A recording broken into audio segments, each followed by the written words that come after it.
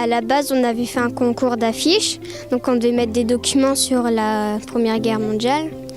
Et normalement, ceux qui avaient gagné, ils avaient un voyage à Vimy à Lorette. Puis tout le monde avait gagné et par la mairie, ils ont offert le voyage à toutes les classes qui ont participé au concours.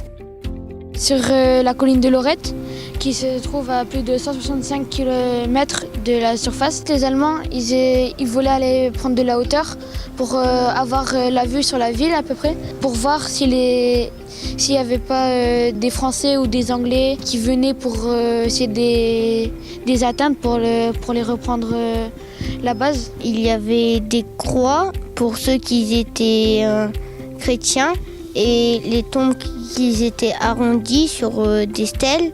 Il y avait des signes, c'est leur signe de religion. À Lorette, il y avait une chapelle avant qui a été détruite à la Première Guerre mondiale et elle a été reconstruite vers les années 2000. Et donc là, on a été la visiter dedans. Sur l'anneau de la mémoire, il y avait plus que 500 000 prénoms qui étaient notés et que c'était des morts qui étaient morts dans le Nord ou dans le Pas-de-Calais. Il y avait une partie qui était suspendue. On a cherché plein de noms comme Barbeau ou McDonald Catherine. Quelle que soit leur nationalité, quel que soit le fait qu'ils aient été ennemis ou amis d'autrefois, ils sont tous ensemble à la même valeur, tout autour inscrits dans ce mémorial. Aujourd'hui, en voyage avec 2 classes, je les accompagne. Toutes les classes de CM2 de Coudekerque-Branche participeront. 470 écoliers seront sur ce site entre la fin du mois de février et la fin du mois d'avril. Une belle visite qui nous montre que la paix est quelque chose de fragile. Cet après-midi, on est allé à Vimy et on a eu des tranchées. Là, on est allé dans les tranchées du Canada et allemandes.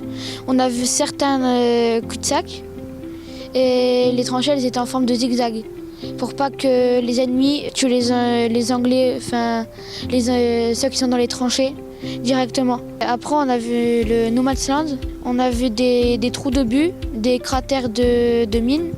Il y avait une tranchée pour le Canada et une autre tranchée pour les Allemands.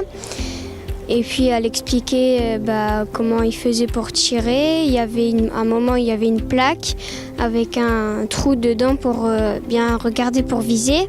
Le Canada, il a libéré et il a repris les tranchées.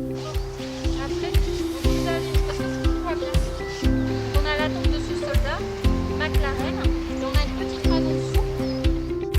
C'est un monument en fait pour commémorer les morts pendant la Première Guerre mondiale, les Canadiens qui sont morts. La tour de droite, elle représente la France et celle de gauche, elle représente le Canada.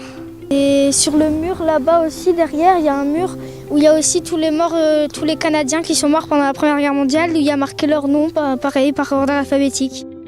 À un moment, on se rappelle des gens de notre famille qui ont fait cette guerre et puis ça fait des émotions et voilà.